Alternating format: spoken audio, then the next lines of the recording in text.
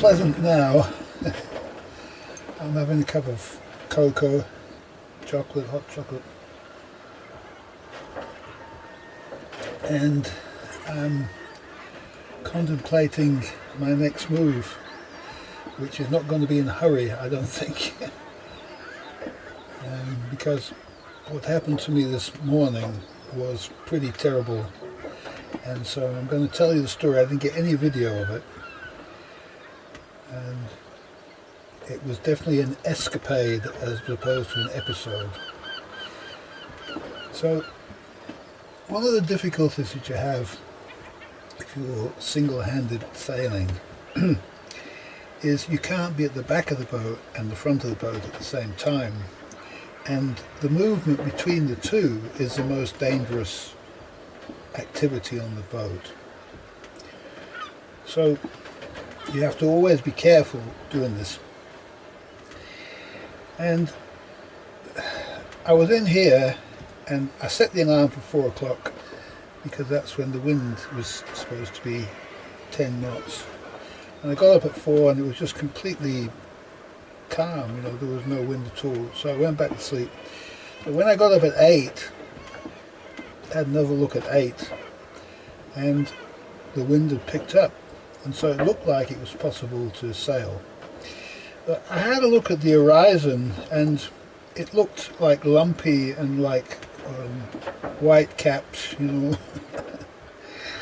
And I thought, well, maybe it's just localized, you know, perhaps there's parts out there that are a bit close to the rocks or something like that. I don't know. But I should have really taken it as a warning, because the person who trained me, one of the first things he taught me was that you look at the horizon, and if the horizon is straight, you know it's calm out there. But if the horizon is kind of going like this, you know it's going to be really lumpy, and if you can see white caps, that's the end of it, you know? So I kind of forgotten this. I thought I was indestructible. I thought I'd just get through it, you know, because I just want to get out and get into the open ocean. Anyway, first thing happens is I get on the front, I get the anchor half up, the motor quits on me at the back, I've got the anchor half, we're drifting around, we're starting to move, the anchor's half up. I can't just like keep pulling the anchor up because, you know, it takes time and the boat's heading off, so, and there's no motor, and so I go back and get the motor sort of going again, and now I'm all over the place. I'm really miles off course here. So I go back to, I think, well, I can't be drifting around here with the anchor half up, you know, there's nothing I can do. I could get into all sorts of trouble. So I've got to get the anchor up. So anyway, I go to the front and I get the anchor, finally pull all the chain up, leave it on the deck, put the anchor up, get back. By the time I get back to the cockpit, I'm like right on the rocks, you know, and I'm heading at them. There's no way. I try the electric engine, and you know, there's not enough place to turn. It takes a lot to turn it, you know? And so I can see I'm just going for the rocks, you know. And the rocks are swells going up and down like this, and you know, it's like sheer cliff face, and I'm like 2 to 3 meters away. Yeah. And I try all sorts of things. I try putting the motor in reverse, but the current's got me, you know, the wind has got me, the current's got me, everything's got me. And a little voice comes to the back of my head and said, just let it go, let the boat find its own way, like a log does. And so I just stepped back, I leapt back and just stood and watched. And the boat, you know, it got closer, bang, right, and it hits the rocks once. I don't know whether it was a keel or whether it was the hull. Probably the hull, I think, under the waterline, maybe, something like this. Hit once, and it was enough to push it a little bit at the nose, and then it started to, it was right on it, you know, like inches away from the rocks, all the way along the edge of the boat. And then a little voice said, now use the engine. So I turned the electric engine a bit more, and it now started to just had its nose slightly out from the rock after hitting it, and then it was just enough to bring it around and curve it around and come around. And then the voice said, anchor, drop the anchor now. And so I get to the front of the boat again and I drop the anchor. And now I'm really, really close in, as close as I've ever been to the shore here, on the other side. And it's much better. It's interesting, it's much better. It's not as roly-poly. It's where I am now. It's not very roly-poly here. The further you get in here, the less swell you get. And the better the boat seems to sit.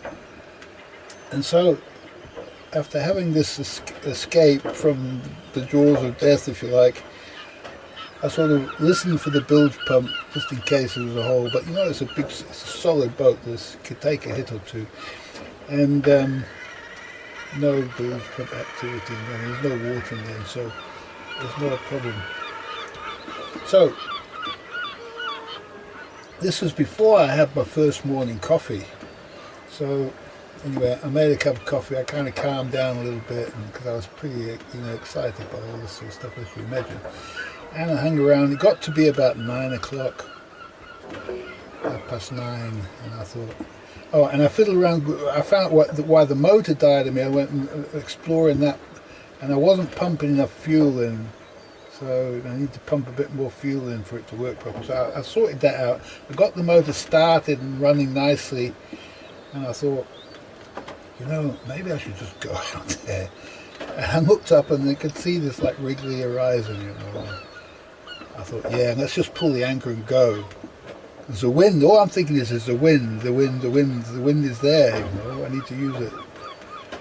And so at this time, I'd also got out this tiller pilot thing that I hadn't used yet, and I thought maybe this can help me get off the anchor, you know. So I've got somebody steering, so I can hold the boat in a straight line while I'm pulling the anchor up. So I do that. I put the tiller pilot on, and I get the electric motor just going a little bit, just enough to hold a bit of a course. Set it pointing, you know, in the right direction. Set the auto helm or tiller pilot to keep the course, and I go to the front of the boat and pull the anchor up quick, you know, like as quick as I ever pulled it up really in my life. No using the winch, I just pulled it up and dumped it on the deck, got it up, and it was still kind of, it wasn't quite keeping a course, but it was better than the last time. And so I got off, I had to rip the tiller pilot off because it got the wrong course, and do a bit of a turn around, and I was heading out. So I put the tiller pilot back on, and it seemed to hold the course. After I set it, it seemed to hold the course all right, and started to take me out where I wanted to go. Now, it's a little way, you know, it takes like 10-15 minutes to chug out there. By this time, I'm running on the kerosene motor, and we're doing pretty good. And I think I'm a bit close to those rocks. Those rocks look a bit dodgy, you know, and I can feel myself. It's almost like we're being pulled into these rocks. I better be careful. Just keep off to one side. So I keep changing the tiller pilot to take me more and more away from the rocks at the headland here. And anyway, we hit the main current, and it is so choppy, it is so swells and chops. It's like they're as big as higher than the boat, you know, and they're shorter than the boat too. And so the boat is like going forward, back, and the engine's coming out, and everything just smashing all over the place. I know I cannot live in this, you know. It's not possible to even consider going through this. It's just like, okay, what do? Let's try sideways. So I kind of like head more sideways, so we side onto swell, and now it's going, and I said, no, we can't do this. We've got to run with it. So I turn it around, and I've got the swell behind me then, and now I'm starting to kind of, you know, it's like, well, it's a bit better, but this is the only way to go, and this is like straight back into this place. So another boat has just arrived. I'll show you the boat, and then we'll take 5, and I'll tell you what happened on the way back. Okay.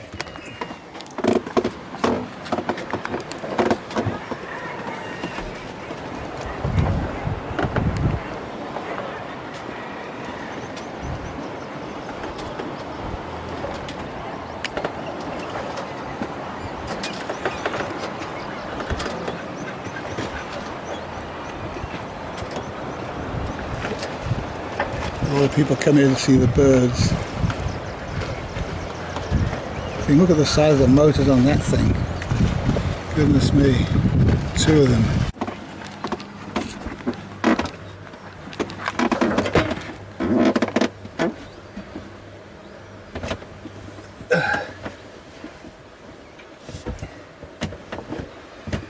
Yeah, so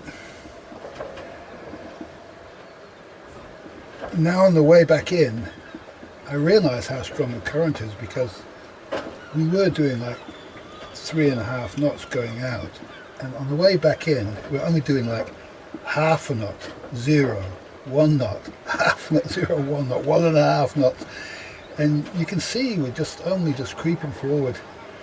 And so I then turn the engine up as maximum as it could go, and we start slowly getting out of this bad stuff into the channel. I'll show you the on the chart what it looks like. There's my glasses. There they are. Yeah. Just have to try and put this in front of the camera somehow. Right. So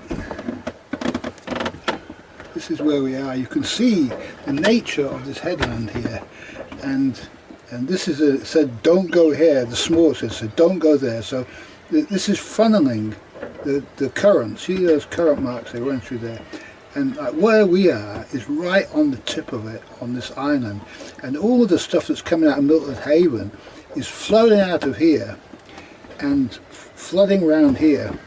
And so if you can't see it now, but if you zoom in on the chart, all of a sudden you see something I've never seen before. These little things here, you see those look like terribly sharp waves. You see how they're all over it. They're all over it. And so you've got them all here. This is where I was. I came out of there, and that's where, out that headland, and that, as soon as I hit that wave there, that was the end of me. So this was all just diabolical, and so that would have been 2. But I'm hoping maybe, obviously, maybe you can come through this section here. I don't know. But it looks fine now, and so I came back with my tail between my legs, really. And when I got to about here on the edge here, just before you enter here, I was about here, and the engine conked out. I'll go back to that position over there. I can't do this. Yeah. The engine just suddenly died. And I think afterwards what it was I had it on petrol instead of kerosene somehow, and I think it just used up all the petrol, and that was it, because it's only got a small petrol tank. And you know, as soon as the engine stops, you're starting to go backwards, you know. It's going to suck you out into all that bad stuff that you're trying to escape. It'll be the end of you, you know. I've got no motor, and you can't, if you're by yourself, you can't put your head down and start to deal with these things, because then you take your eye off the ball of what's going on with the boat, and you finish that. You can't do that. So you've got to have another option. And so in this boat there's 3 options, right? So the next option was the electric engine. So I put the electric engine on max, and we're just managing to carry on doing about 1.5 knots on the electric engine. But the lights on the electric engine are showing zero electricity, because we haven't regenerated our batteries since all that motoring on the electric motor we did yesterday, and it needs all of today and probably some of tomorrow to fully regenerate the batteries. And so I saw that this isn't going to be a happening thing, so I thought I've got to go onto the generator, you know, running the electric motor directly off the generator. So I fiddled with the generator, I pulled the generator, and I heard, when I tried to start the generator, I heard the other motor, I heard the motor go off. I thought it must still be connected, so I checked it was, yeah, it's connected. So I switched that motor off, switched this off, got the generator started, and then switch the power onto the special, not an inverter, it's a converter, 220 volt to 12 volt converter. The lights came back on the electric engine. We turned the electric engine on. Can't use max, you can only use one step less than max. And so I put it on that, and you could hear the generator slow start to, do its thing because it's now working. And I looked at the GPS, and we're doing 1.5 knots. So thank God for that. So I came all the way back on the generator. How's that? So each one of these 3 different systems have saved me from the other system multiple times. This is the first time I've been saved by the generator. I was actually literally saved by the generator. I would have been back out in that terrible stuff and just at the mercy of the current, and rocks right there. So it's a challenging thing sailing a small boat by yourself. And I want to say it's not really a sport or a pursuit. What it is for me is what I call an initiation. It's where nature initiates you. At the end of a period of study, you're initiated into a higher level to get higher powers of creativity. That's what happens. I've done this many times, and that's what happens at the end of it. And so, for example, I play lead guitar, and I'll be able to go back home, having never touched the guitar whilst I was here, and immediately, after going through all these tests and trials and that, immediately my guitar playing will be another level again. I will be playing better than I ever played in my life, because that's what you get after your initiation. And the opposite, a fake initiation, is what people call it when you're initiated by the Mason, the Masonic Lodge or something like that. And this is a fake initiation, because an initiation is between you and nature. You can't have somebody else who says, I confer on you this 33rd degree masonry, blah. You can't have that. There's nobody else involved. It's you and nature. And your tests and your trials have to be between you and nature. And so I knew yesterday it was going to get more difficult. And I'm back on the anchor here now, and I've got systems that I need to sort out. And I've looked now at the wriggly bit on the horizon there, and it's gone. It's looked flat, calm there now. It looks calm, and so it just seems to be a certain state of the tide and the current that causes it to get really bad out there, and then it drops off. And so I'm hoping that's the case, because I was unsuspecting when I went out there, because I've already been around that part twice before, never had any trouble there. And so it's obviously a state of the tide. It's at a certain time which you have to watch out that you don't actually end up there in a boat, because it's just ridiculous. There's not many ways to get out of here, and as I say, there's plenty of places where you don't want to sail your boat. So I need to get through that little gap that I showed you on the chart, and then straight up into the St. George's Channel. That's really the way out of here. I have to feel it again. All of this, what we've done, has just been practice. It's also been test my courage. Will I panic? Will I listen to nature when nature instructs me what to do? Will I follow every little thing step by step and find myself surviving? Or will I fear and lose it and whatever? This is what you're being tested for. It's a test of courage, really. And you have to do this by yourself. You can't really take anybody with you. Again, the trusting that you have enough to eat and all that kind of, it's all part of it as well. And in the end, it makes a better man out of you. That's all I can say. Something I learned late in life. I didn't know anything about this until I was about 55 years old, and now I started to find out about nature's way of initiation which makes a better man out of you. And so I am the fruit of that. Everything I do, the fact that I can sit and talk unscripted without making mistakes, this is a power given to you by nature. That I can play guitar, that I can make videos very quickly and easily, that I can use the computer systems, that I can write computer programs, that all the things that nature teaches you, that you learn, it also gives you powers. There are powers. Wisdom and powers are two different things. Wisdom doesn't help you play an instrument. Wisdom doesn't help you. There's things that I can't talk about to do with ladies and gentlemen. You know, I can't talk about these things. But there are many powers that you can't get by thinking about it. You can only be given it by nature. Say, here you go. You're a better man. You learnt this stuff. You progressed up the ladder. There's a ladder here. And it doesn't end when you die either. This ladder goes on forever. And so it's just one step at a time. And every year there's another step or two to go on this. It's called the Great Way of life. There's another step to go and another test. And fruits to produce, the fruit of your work. The fruit of my work is what I'm doing right now. These videos are fruits of my work. And I upload on the internet. I don't expect anything from them. They're just a gift to humanity.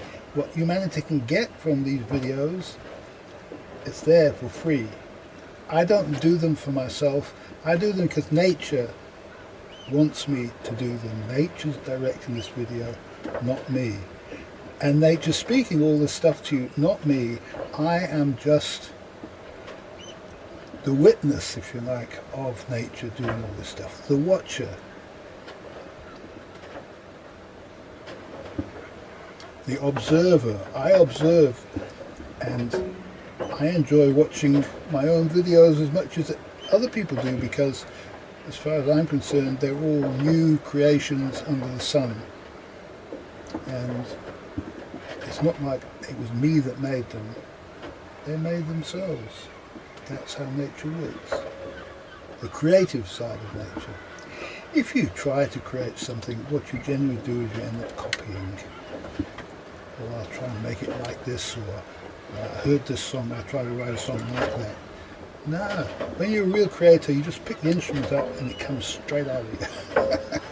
You don't know what chord you're going to play next, you don't know what note you're going to play next, you just do it. And that's true creation. I'll leave you on that note.